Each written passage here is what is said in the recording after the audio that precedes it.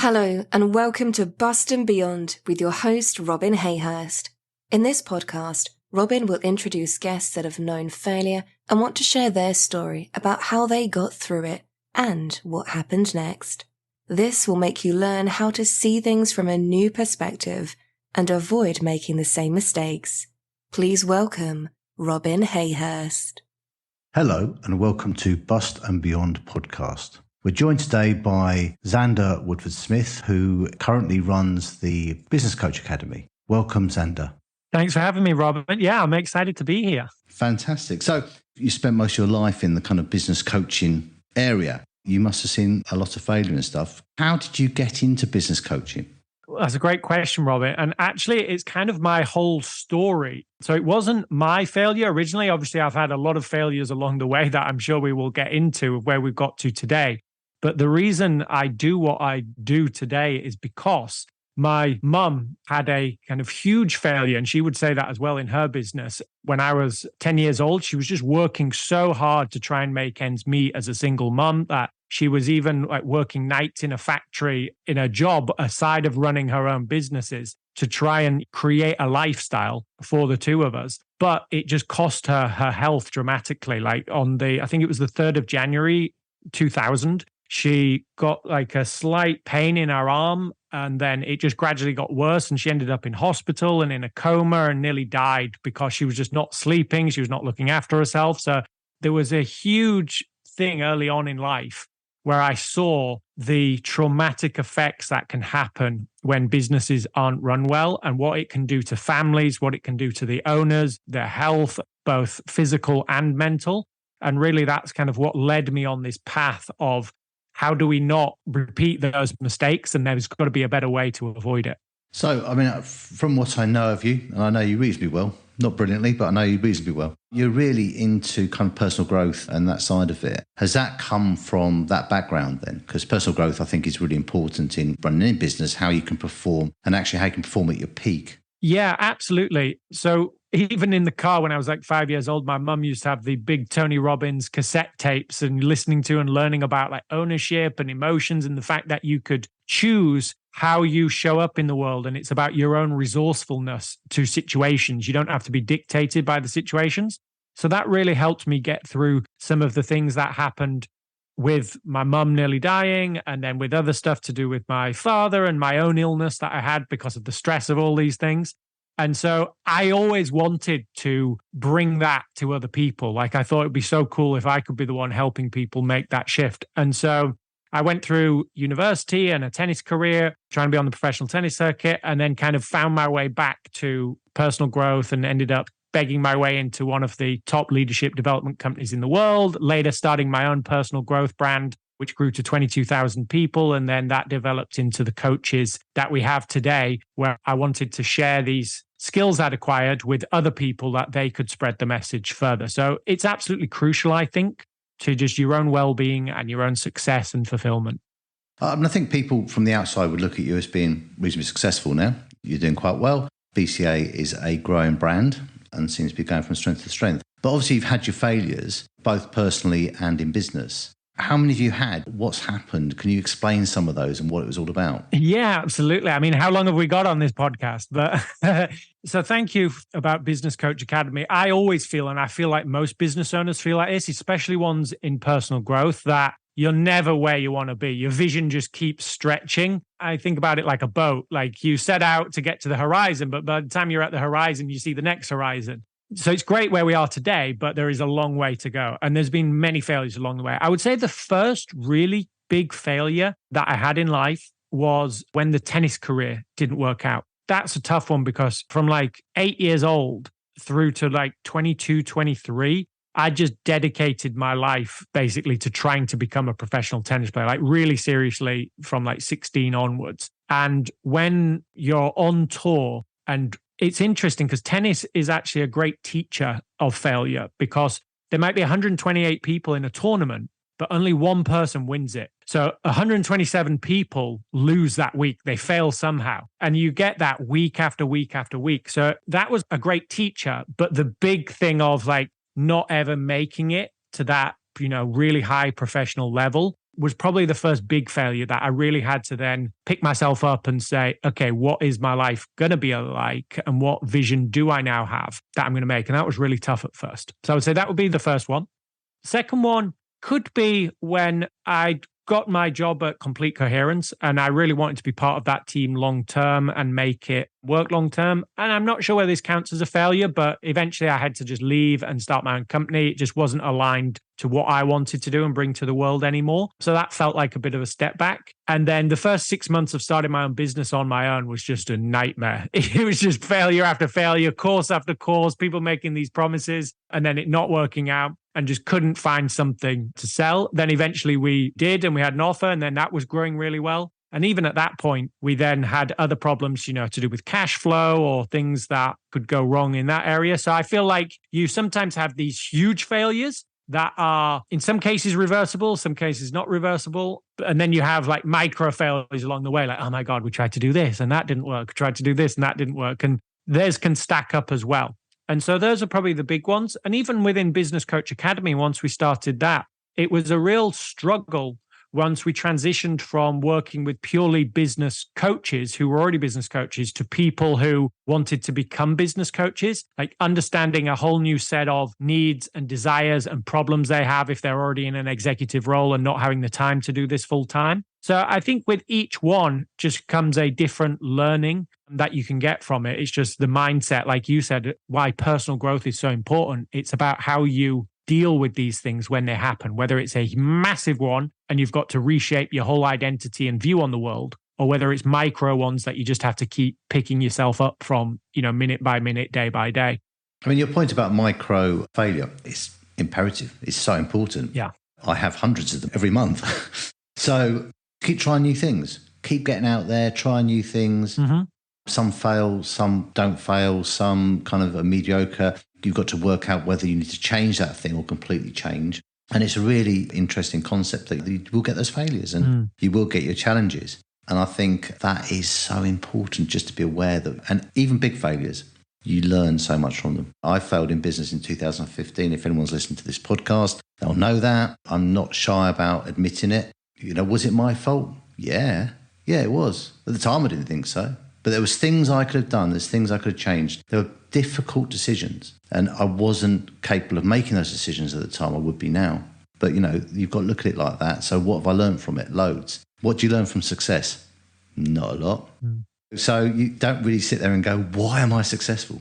Why did that work? And actually, we should do more of that. We should actually look at success and see where it goes. So it's a really important part of business. Again, going back to the point about personal growth and fitness, I would say the biggest barrier I've got to getting to where I want is actually I'm fit, but I need to be fitter.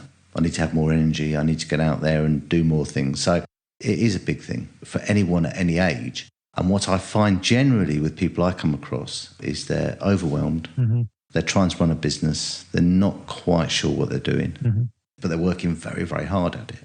And they're not sure about asking for help. And I think that is a lot of business owners, particularly my industry, construction, but obviously this podcast is for anyone in any industry because it's about that there is a life after failure, and there definitely is. Yeah, and I think it's really how quickly you can pick yourself up after that. Just to take it back to the tennis analogy, that was one of the things. You see some people, if they fail as in they have a bad point, like they miss a stupid shot they shouldn't have done, like the real professionals, they forgot about it and they're on with the next point immediately. They're not going to let it affect the whole thing. Whereas other people coming through when you're younger or less mature, they're going to let it affect the next point. That can affect the game. They might let it affect a few games and they lose the set. That can lead to the match. Some of them might then lose the match and it affects them for weeks. And it's the same in business. It's like, okay, maybe you did a terrible marketing campaign. Maybe you hired somebody that completely messed up the business and set you back a few months, or you had this great product idea that turned out to be the worst thing ever. It's like, are you going to stick with that and let that affect you now that you've realized the problem over and over and over again? So it's kind of burning you twice at this point. Or are you going to say, okay, I did the best I could do with the information I had and the tools I had at the time, but now I'm going to make a different decision and try and recover from it, and I'll be stronger and not make that mistake again. I think it's so important to be able to develop that mindset, to realize that no one is perfect. And if you're trying to push and grow, you're going to bump into times where you are going to fail. And so you should just be ready for it and then almost plan how you're going to handle that and face those obstacles and deal with them. Well, I think everyone fails, don't they? Richard Branson, Alan Sugar, they've all had their failures. People don't talk about them that very much. Richard Branson decided to take on Coca-Cola. Didn't really work. Yeah. But you don't see the kind of the downside of that and what's happened to them. But I always say it's really important not to dwell on the past, but to learn from it. And it's really important to live for today. So live in the moment, but with tomorrow in mind. So don't do anything today that's going to jeopardise tomorrow. Mm-hmm. But you've also got to be aware of where you're heading. But if you can live in the day, it does help you so much because you can't worry about things that may or may not happen. You can plan for them, but you can't worry about them. Yeah, exactly. I've heard this before. Like anxiety is often people having too much worry about, or some people have too much past. They worry about what has happened. Other people sometimes worry about, they get too much future and they're trying to plan every little detail and prevent every little thing happening. So you have to try and bring yourself as much into have the plan, but bring yourself into the present and what are you going to do today? Otherwise, you can paralyze yourself either way. Well, I think that's exactly right. So you end up not being able to function, not doing the work, and then the worst case scenario happens. Yeah. Because you're actually not producing what you need to produce. Mm-hmm. And that is a problem. So unless you can concentrate on running the business, and as coaches, we're trying to get people to do the opposite, actually, to work on the business, not in the business. Mm-hmm. You've got to do the work in the business. It's really, really important. Mm-hmm. Yeah, it's absolutely key. Just to keep yourself moving forward to where you want to go as well. Just not allowing yourself to get in that state where you fear doing anything, because that's guaranteed to give you the outcome you don't want. So having coached many, many businesses, and I know your mother Pam has as well. In fact, she has said she'll come on my podcast. So I'm quite looking forward to speaking to her as well. What would you say was the kind of common denominator in failure?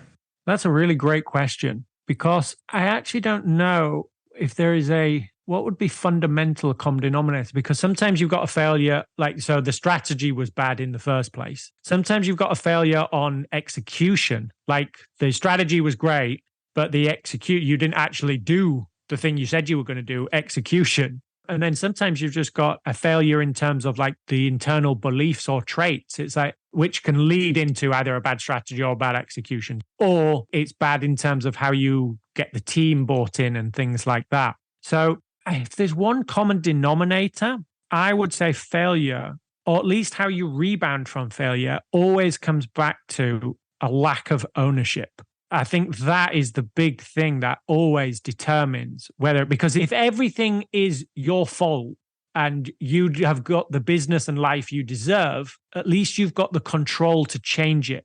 Whereas if it is something outside of you, and yes, there will be circumstances that are out of your control, and it'll be things in health or family cancer, stuff like that. But if we can try to take on as much ownership as possible, I think that is a big antidote to either preventing failure or at least recovering faster from failure. So even if you had this thing that happened, the industry changed, they brought in a new regulation that messed everything up. Okay, that wasn't your fault, but now can we own what we're going to do about it? Are we going to sit and cry about it? Or are we going to either get into a new business or a new model or something like that deals with it? Ownership, I think, is absolutely key. And so the lack of that would be the fundamental thing behind it that causes all failure. Strange enough, about 10 seconds before you said ownership, I was considering the question myself in my mind, quietly. Mm-hmm. And I just came up, about 10 seconds before I came up with the exact word, ownership. Perfect. So, yeah.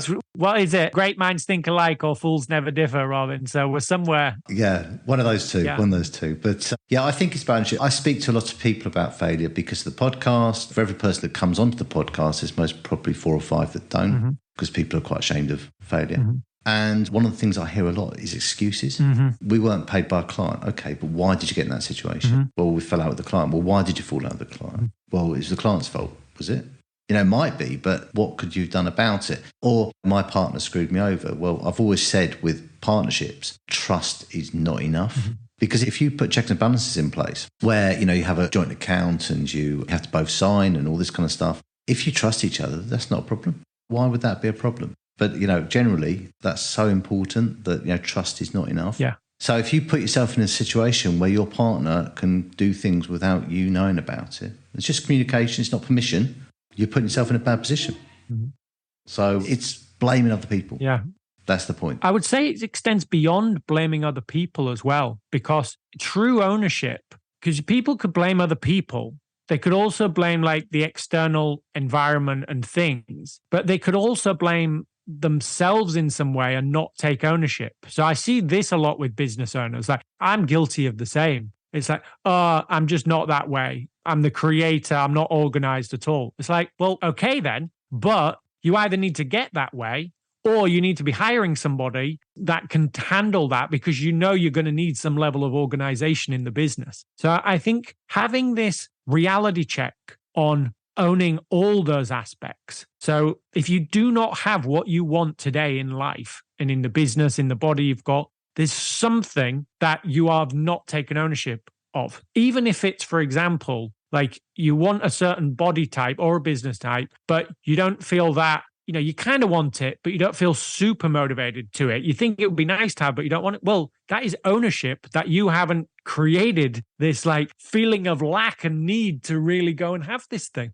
So there's always something, at least it's my belief that served me very well, that there's always something I can do to control and change stuff, because the alternative to me is awful. Because that means that you don't have agency or control in your life. And that was a huge thing from my childhood that came as well. And it's why most people are driven to be business owners in the first place. It's usually something to do with childhood, where they couldn't control something and then they want to have total dominion, basically. Like in a business, you are the be all and say all of it. And so it's actually a very powerful mindset that aligns with like some underlying things for entrepreneurs and business owners. But you've got to tap back into that, like that complete and utter ownership of all aspects.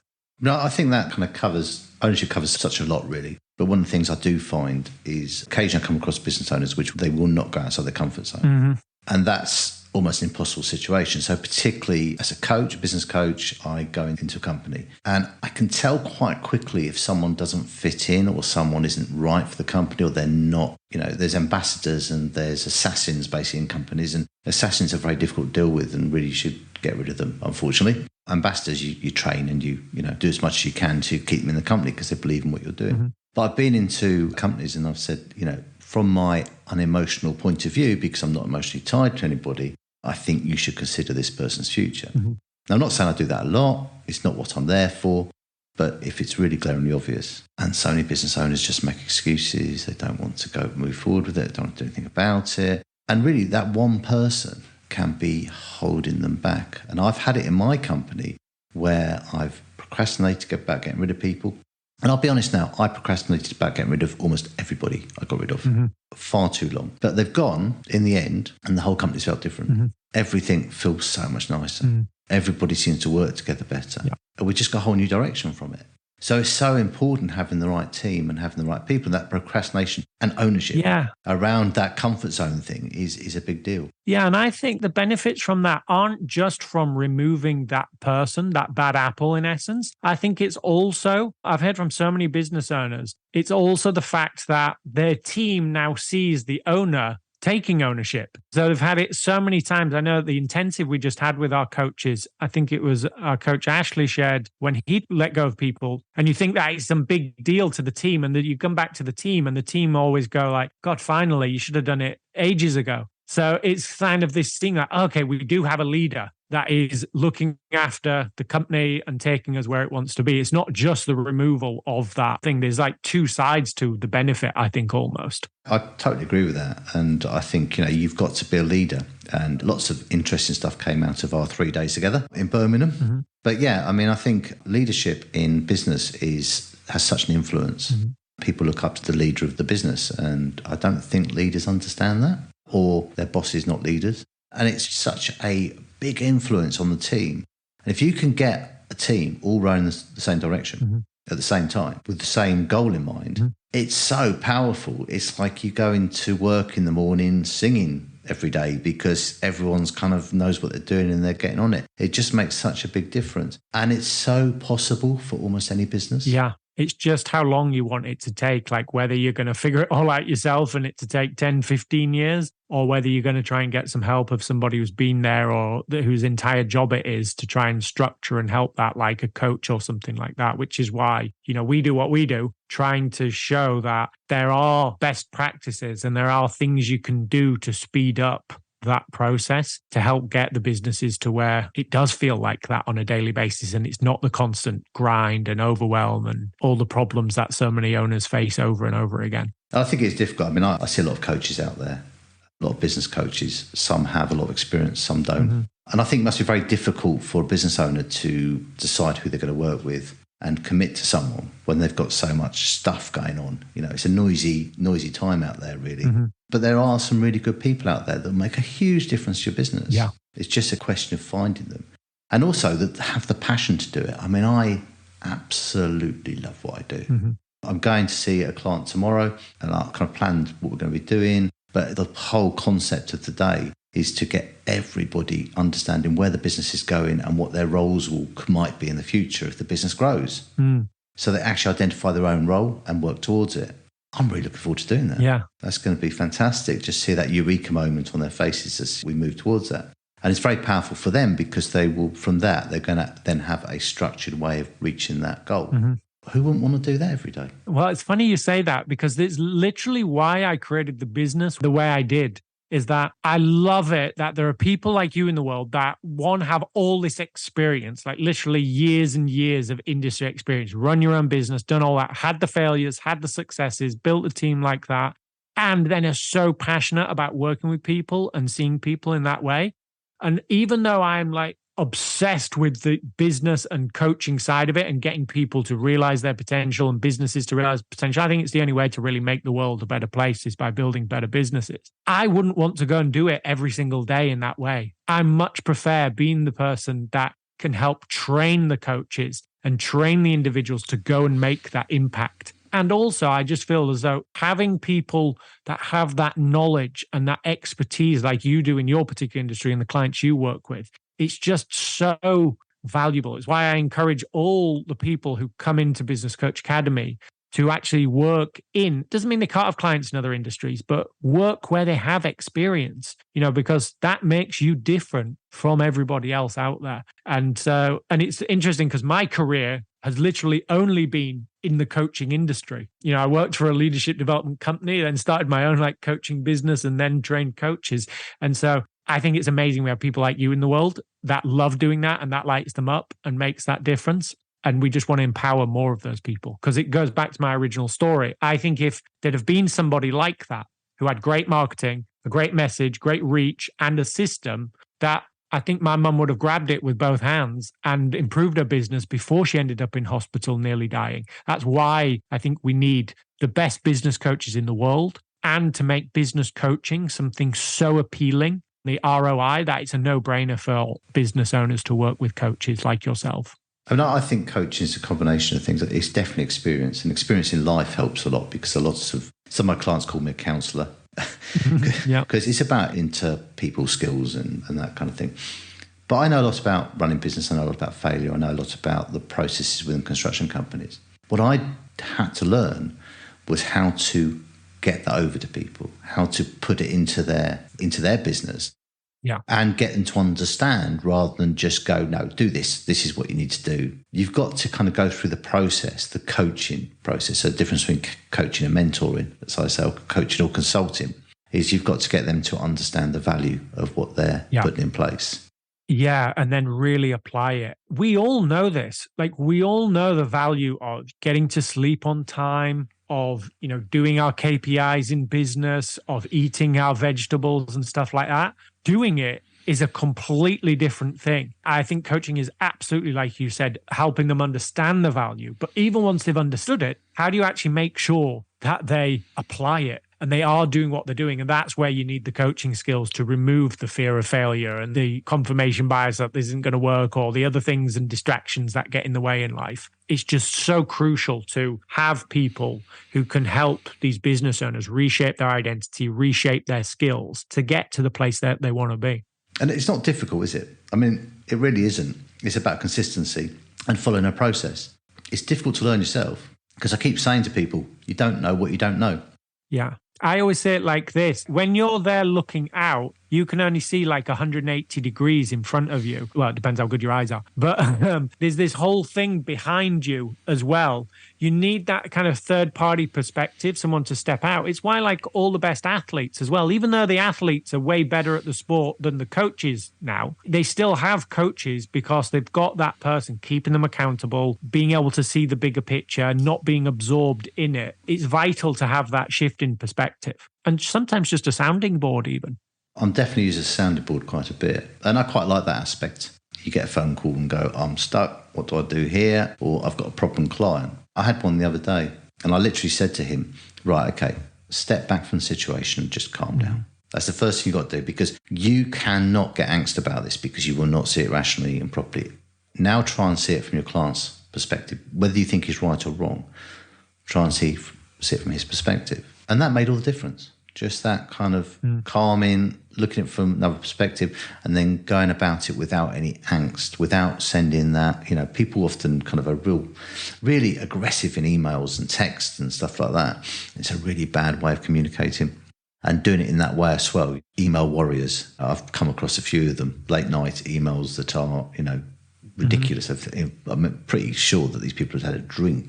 But yeah, you get those people. But you've got to learn how to calm it all down and move forward with it. Yeah, and I think that's extremely difficult to do on your own sometimes. I'm just thinking back to another failure of mine, is that when I was working at Complete Coherence, a leadership development company, we taught executives a lot about emotional control and things like that. So every day of my life, I was reinforced like, okay, you own your own feelings and you get to control the emotions you choose and how you feel and things like that. And you just get so good at doing it because you're practicing every day. Just like I used to practice tennis every day in the tennis academies when I was trying to become professional. You're just there in that environment. It's just become second nature to you. But when I went off and started my own business, especially the Business Coach Academy as well, and later we were trying to grow it back past 100,000 a month and things like that, and you're not in that environment, even though I had all these skills and I'd spent years being in that environment, it's very easy to slip back into being reactive and not taking ownership again and saying like, oh, I'm just going to be annoyed and frustrated, and that then lowers your energy and then you have a bad day and it gets worse and you start this cycle. So I do think, I'm not saying it's easy, but it is important,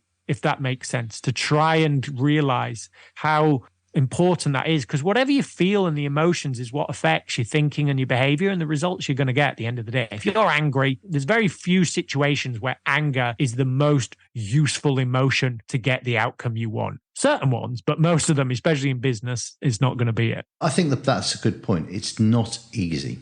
So what I learned from failure particularly was there's a lot going on.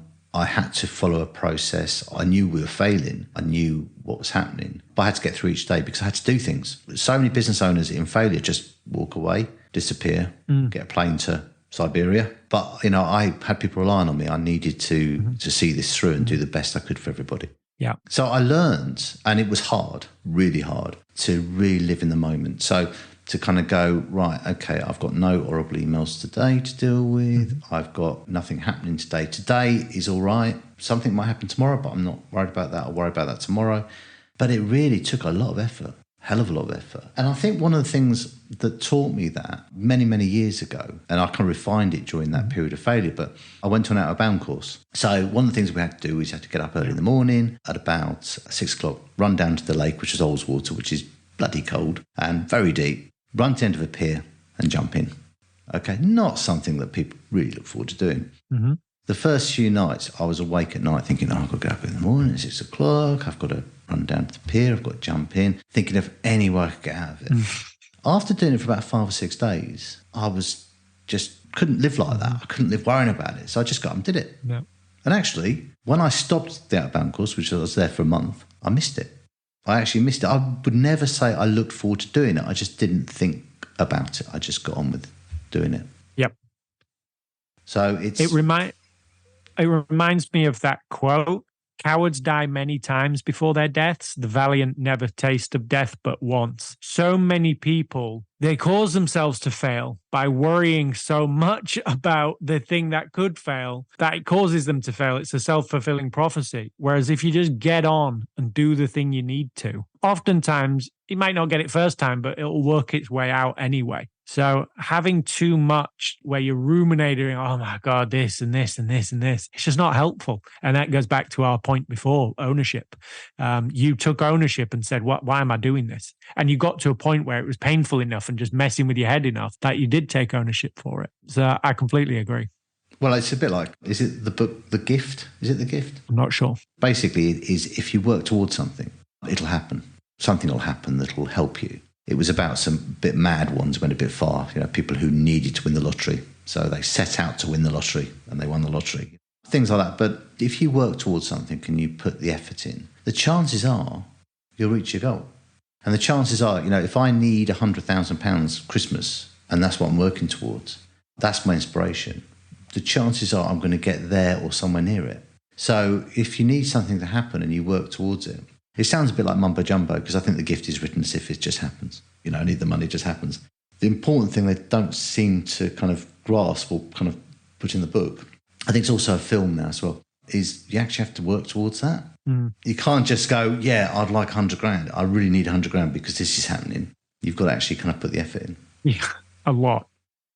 Yeah, you've got to put the effort in. And if you don't hit it, again, failure. Like, why? Was the plan wrong? If you try and see a sunset by running, which I always forget which way it is, but running east, it's not going to happen. So was the plan wrong? Was the execution in the plan wrong? Did you not even do enough volume on the plan? If you don't hit it, what needs to change next time so that, you might be a few months late on it, but if you never take the steps to even start, you learn nothing. If you can play life and business more like a game, that's always when I've had the most fun and usually the most success. Is if I can treat it like a game. Again, it's not easy to do when, you've got to make payroll and your family's mortgage and your self-identity's tied to it and you've been working 60 hours, 80 hours, 90 hours a week and nothing is seeing. It's not easy. But when you can do that and just realize you're going to keep progressing, keep improving, but you got to take action. Otherwise, you never learn anything. You only kind of learn by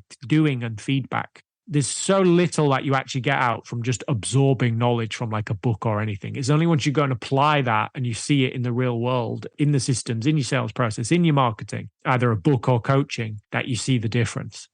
Oh yeah, applying is really difficult, I think. And I think that's the challenge. Learning, you can learn how to do something. But when you apply it, you find out the bits that go wrong, the bits that are challenging. The other thing really kind of changing the subject very slightly, but I think one of the big problems I find with business owners is actually admitting they've got a problem. It goes back to ownership.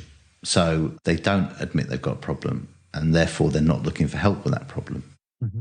And when you think the failure rate, I think in the construction industry is around about 80%. I don't know what it is in other industries, but it varies. In the first 5 years, that's a big failure rate. It's huge. I do think sometimes the reason that people can't admit that they've got a problem is sometimes maybe they either never had one, but that's usually not the case. But maybe they've failed so much that now they feel beat down in terms of setting any new vision or goal or something to strive towards. That was the name of my previous company, STRYV, just spelled slightly differently.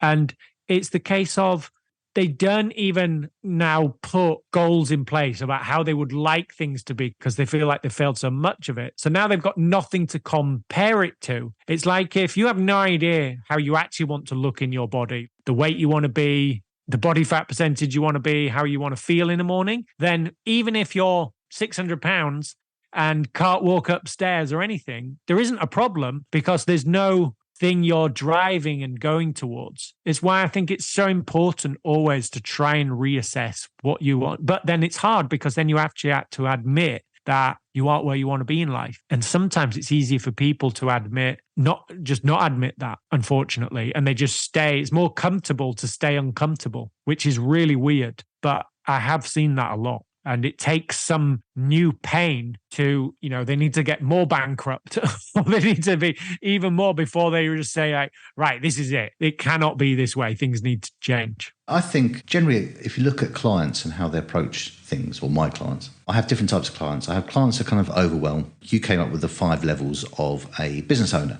So often my clients are in kind of number 5, but lots of them are in number 3. Yep. Where they're kind of getting organised, but they really want to excel even more.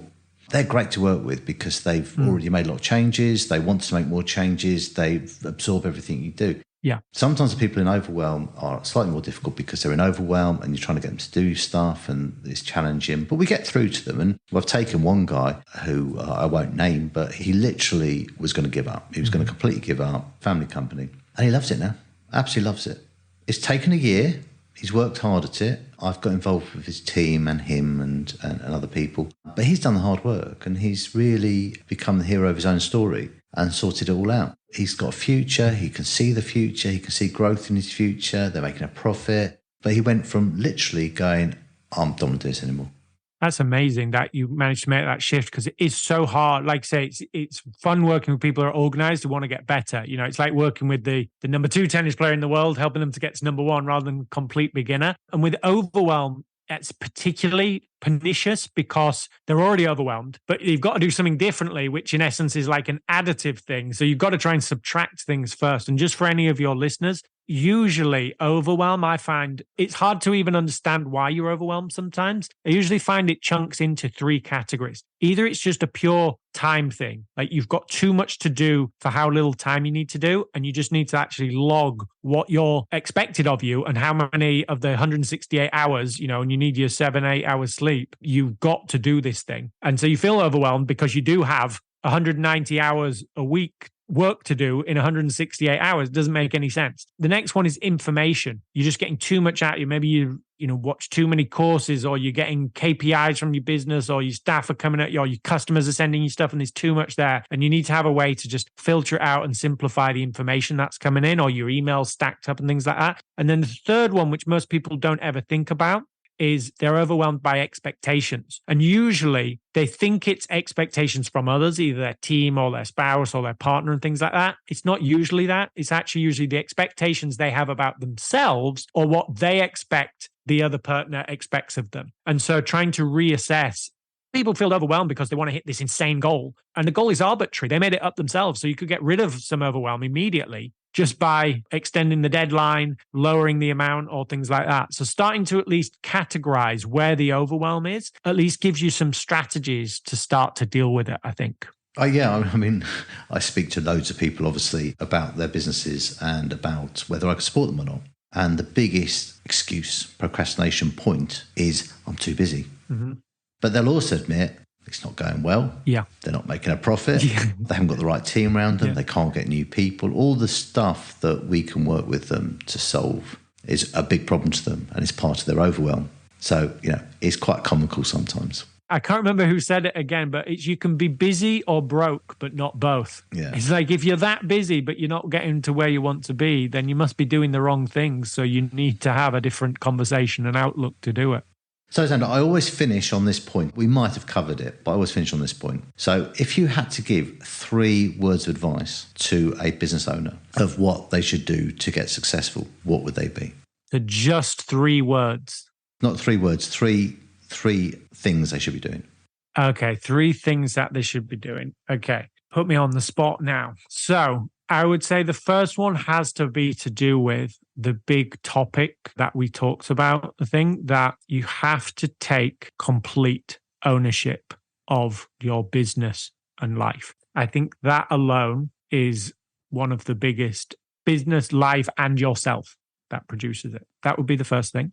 The second would be, well, I would say just to, work with you, Robin, and work with one of our coaches, but I think that would be a bit self-serving. So let me give something else. But I think the truth in that statement is there's something about outside perspective, is that although you should own the result completely, part of that comes from finding new approaches. Like there's always somebody that you can model or learn something from, whether it's a different industry, whether it's a coach, whether it's a book or something, that you don't have to do this all yourself, which sounds like a paradox with ownership, but I'm counting the second one as you're owning being resourceful. You're searching and looking for it. So that would be the second one. I'm sure we can think of simpler, better ways to say it. And then the third one would just be do the work, take massive action. Because if you do that, that creates the cycle, basically, the 3. You take top ownership about what you're going to do. If you're struggling and don't know what to do, you go and find a new perspective or a new angle, a new strategy.